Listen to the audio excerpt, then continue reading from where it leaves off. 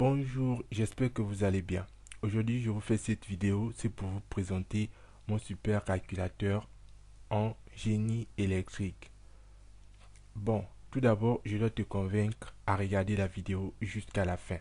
Donc, pour ne pas trop te dire, je te dirai juste que c'est un super calculateur en électrotechnique qui permet de résoudre à lui seul tout un exercice à partir des données qui ont des données de cet exercice. Et il est vraiment très utile, je pense qu'il sera très utile pour les élèves et étudiants qui découvrent à peine le, le domaine de l'électrotechnique. Voilà, en résumé. Donc, je suppose que si tu n'as pas encore arrêté la vidéo, c'est que cela t'intéresse.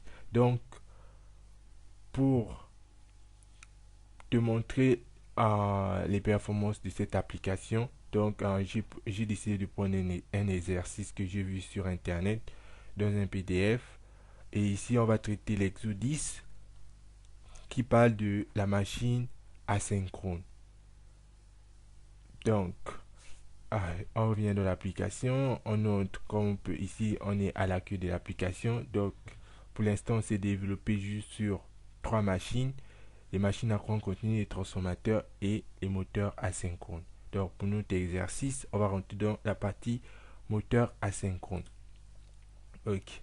Donc ici, lorsqu'on arrive à la partie moteur asynchrone, on nous pose une question pour savoir si notre schéma équivalent correspond au schéma de l'exercice.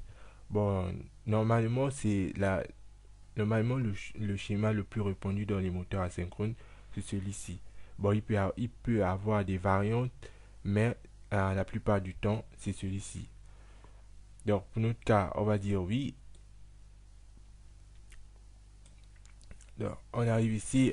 Ici, on arrive donc bien dans la partie moteur asynchrone. Et ici, on nous demande entrer les valeurs que vous avez dans votre énoncé. Donc, c'est comme le dit cette phrase qui est assez claire, c'est tout simplement regarder dans l'énoncé de façon logique, bien sûr, et on note les valeurs qui correspondent aux différents paramètres. Bon, ici, pour cet exercice, on voit qu'il n'y a pas de partie. Donc, on peut entrer toutes les valeurs puisque les questions sont dépendantes les unes des autres et il n'y a pas de partie. Donc, ici, on peut bien, il n'y a pas de souci, on peut entrer toutes les valeurs. Donc, ici, on a la tension composée qui a 400 volts. Ici, on a un réseau triphasé. La fréquence qui a 50 Hz. Les paies de fer. Les paies de fer qui sont ici, c'est 200 watts. Ici, on a la tension entre deux phases 4,5. Ici, on est laissé en continu. Donc, il faut bien faire attention. Donc, on va mettre 4,5 ici. Et c'est en continu. 2,3 au courant. Après, on vient essai en charge. Donc, on a 6,30. 6,30. On a le cos-phi 0,820. Et ici, on a la vitesse 1405. Donc, après, ici, nous avons entré toutes les valeurs. Maintenant, les différentes questions, on nous demande quelle est la valeur de la puissance active consommée, les paies de fer au stator, la puissance électromagnétique transmise, le couple électromagnétique. On nous demande les paires de pôles, on nous demande le glissement, on nous demande de calculer les paires de joules au rotor. Ok. Et après, on nous demande la puissance utile mécanique. Donc, tout d'abord, ici, après avoir entré les valeurs, donc, on se rend compte qu'on a différents boutons. On a le bouton accueil qui permet tout simplement de revenir à la page d'accueil. Ici, on a le bouton reset qui permet d'effacer, on va dire, toutes les valeurs entrées et de remettre de nouvelles valeurs. Par exemple, lorsqu'on quitte un exercice pour un autre. Et ici, on a aussi le bouton calculer qui permet de lancer le calcul. Et ici, on a un bouton guide d'utilisation, tout simplement pour consulter le guide d'utilisation que je préconise de lire au début parce que ça permet tout simplement de connaître tout sur l'application, comment il fonctionne, quels sont ces différents mots de fonctionnement, les différentes variables, comment ils s'adaptent aux différents exos. Ok, sans plus tarder, on va lancer donc notre calcul. Ok, on a lancé le calcul et on voit que nous avons ici différentes valeurs qui sont données. Donc, et on a aussi des nouveaux paramètres. Bon, maintenant on va regarder tout simplement en fonction de notre par rapport à notre exercice. Donc ici, qu'est-ce qu'on nous avait demandé? La puissance active consommée. Donc on a bien la puissance absorbée ici qui est donnée. Après, on nous demande les pertes sur le stator. On a aussi la valeur des pertes sur le stator qui est donnée. La puissance transmise, c'est là. On a le couple électromagnétique. Le moment du couple, ok, c'est ici, 20. On a, on nous demande les paires de pôles, c'est ici. On nous demande, et ici, on se rend compte que la vitesse de rotation que nous avions mis en tours par minute, elle est revenue, elle a été convertie en radians par seconde. Donc, c'est ce qui est bien. Et après, on nous demande ici les pèses ou le rotor, donc c'est bien là. Et la puissance utile mécanique, c'est bien là. Et après, on se rend compte qu'il y a d'autres paramètres qui ont été calculés, mais qui n'étaient pas demandés. Et c'est tout simplement parce que, et ce qui est très bien avec cette application, c'est parce que elle nous permet aussi de voir les différents paramètres qui pouvaient être calculés avec les données que nous avions. Et c'est ce que je trouve vraiment très intéressant. Maintenant, après, la question que vous vous posez, c'est est-ce que les résultats qui sont donnés ici, c'est correct? Donc, pour vérifier cela, voici pourquoi j'ai choisi cet exercice. C'est tout simplement parce on va comparer les valeurs qui sont données par l'application et le corriger. Donc, on va regarder le corriger pour voir si c'est juste. Donc, on arrive au corriger et qu'est-ce qu'on voit? La puissance absorbée, c'est 3579. C'est juste.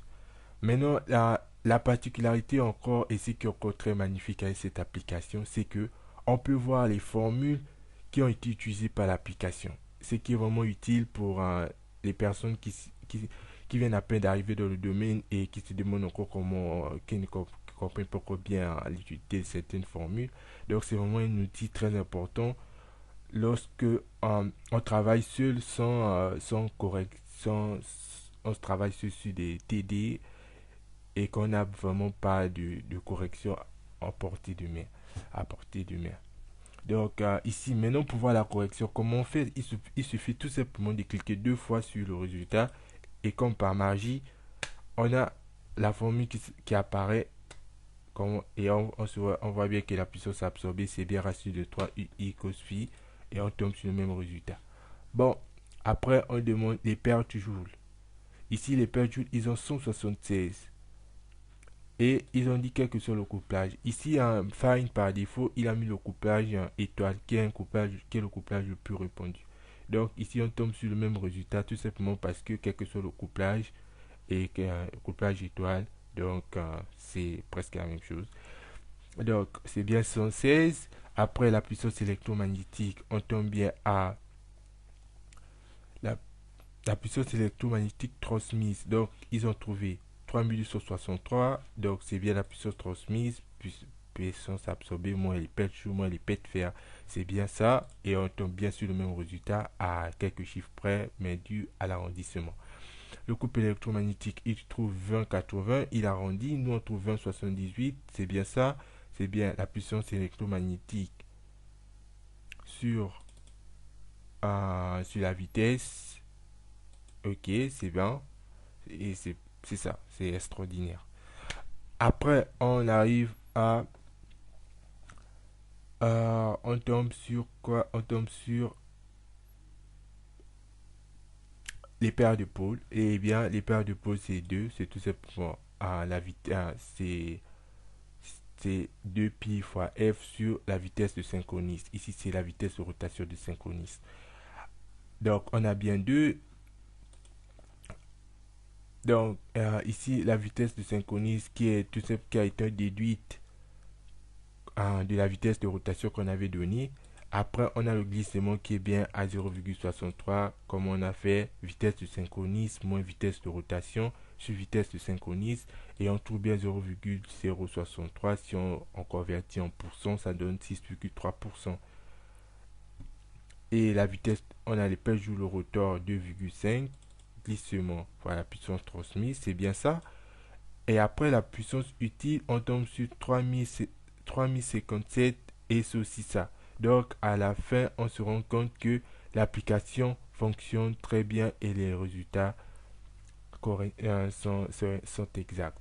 Bon, après, une autre remarque, on voit qu'il y a des parties en rouge qui disent nos paramètres. C'est tout simplement pour nous signaler que les paramètres qui sont ici n'ont pas pu être calculés parce qu'il manque certaines données.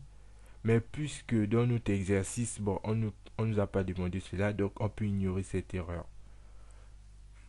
Donc ici, on peut bien ignorer ces erreurs.